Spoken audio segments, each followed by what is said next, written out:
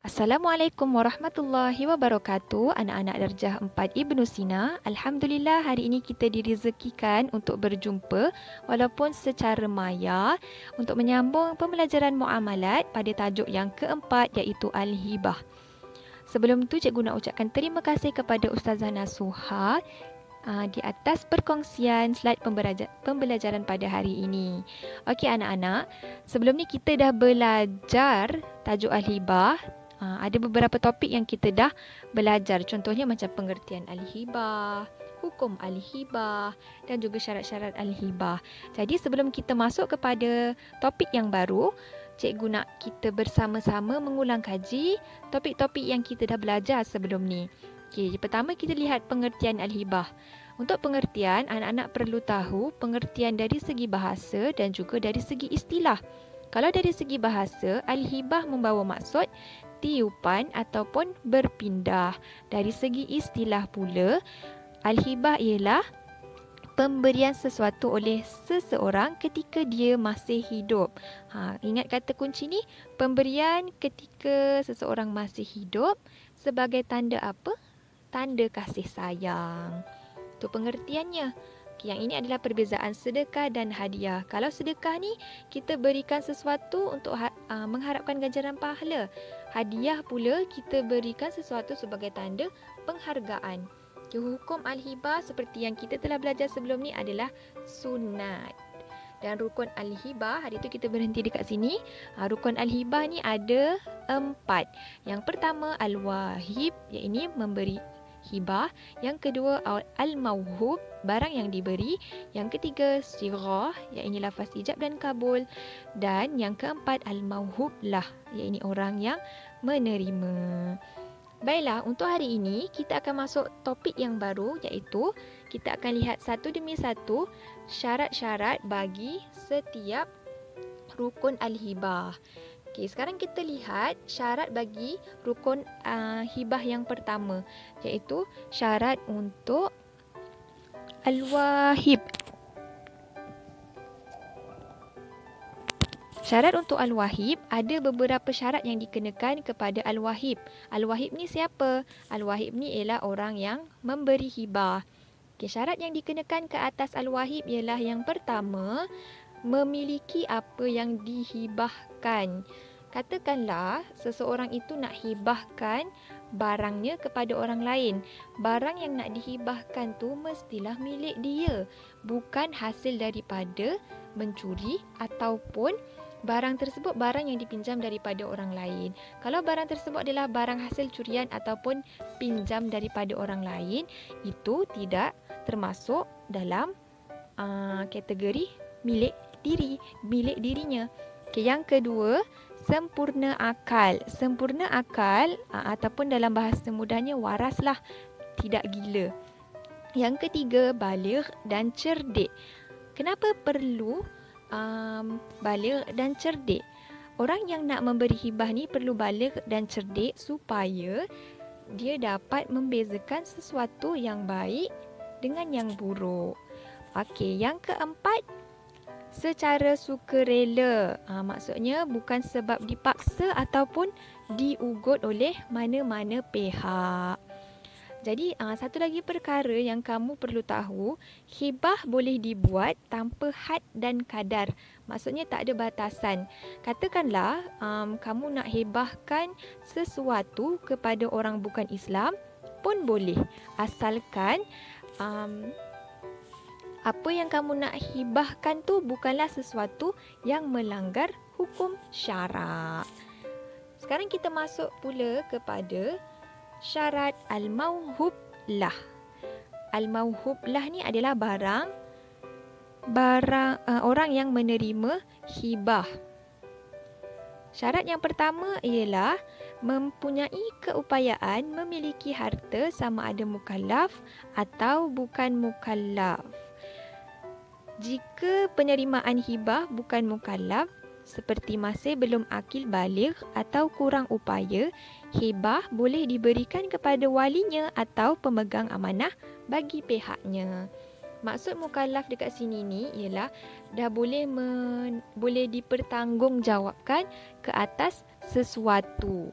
Okey, kalau orang itu bukan mukallaf ataupun dia belum boleh dipertanggungjawabkan untuk menjaga sesuatu barang ke, menerima sesuatu barang ke.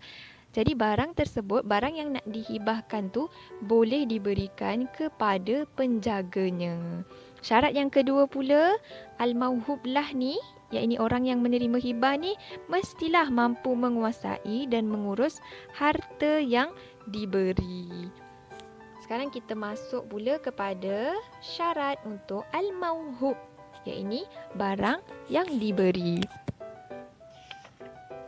Syarat untuk barang yang diberi ni hanya ada dua. Yang pertama, mestilah harta yang halal. Macam cikgu cakap tadi, harta yang halal tu harta yang tidak melanggar hukum syarak. Contohnya kamu nak hibahkan buku atau nak hibahkan rumah, hibahkan kereta. Sesuatu tu mestilah sesuatu yang halal, harta yang halal. Dan yang kedua, ada nilai di sisi syarak. Barang yang nak dihibahkan itu mestilah bernilai. Okey, sekarang kita lihat pula syarat untuk sirah. Sirah, lafaz ijab dan kabul. Disyaratkan hibah dengan lafaz ijab dan kabul secara bersama.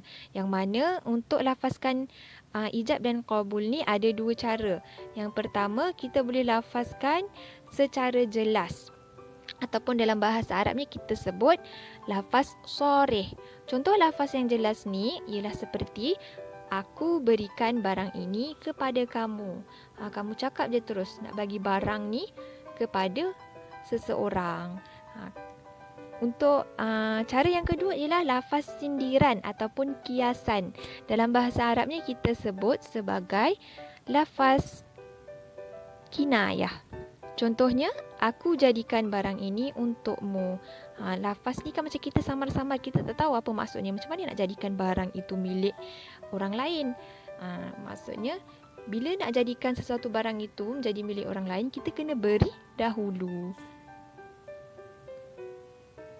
Baik, sekarang kita lihat kepada penerimaan barang, iaitu al-qabdu dalam hibah.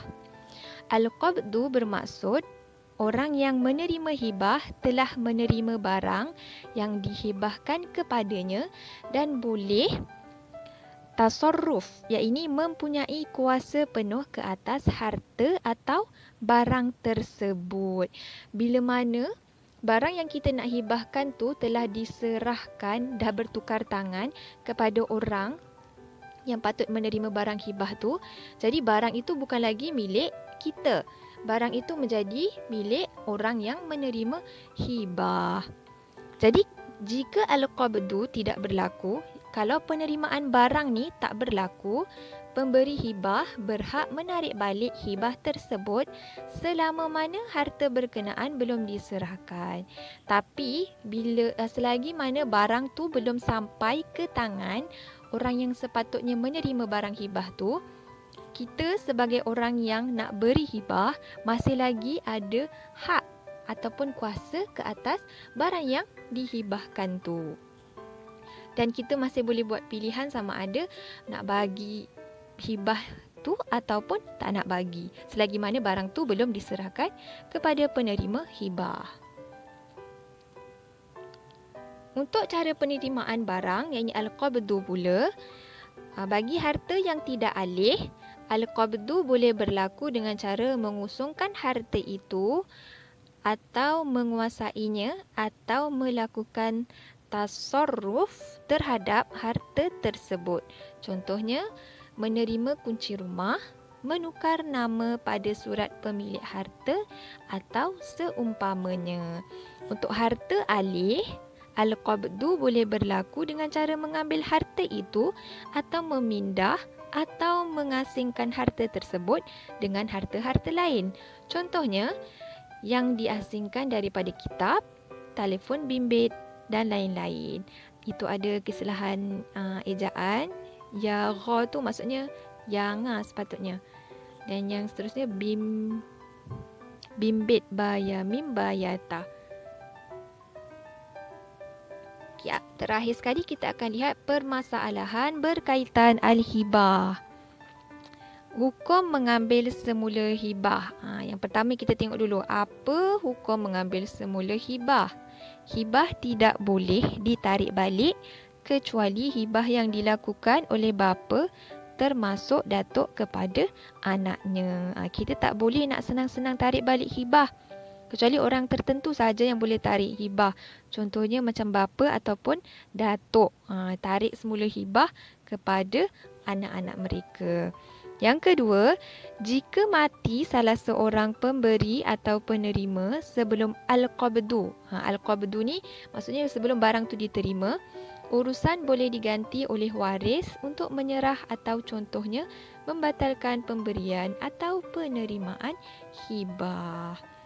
Kalau orang yang nak beri hibah itu mati ataupun salah seorang lah pemberi hibahnya ke atau orang penerima hibah meninggal dunia sebelum berlaku pertukaran barang hibah,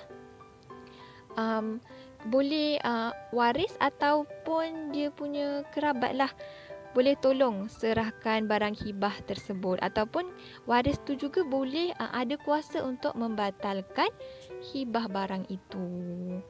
Baiklah, jadi sampai di sini dahulu pembelajaran kita untuk hari ini.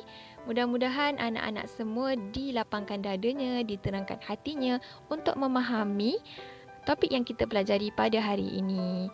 Jadi sekian sahaja daripada cikgu. Assalamualaikum warahmatullahi wabarakatuh. Semoga kita berjumpa lagi pada masa akan datang.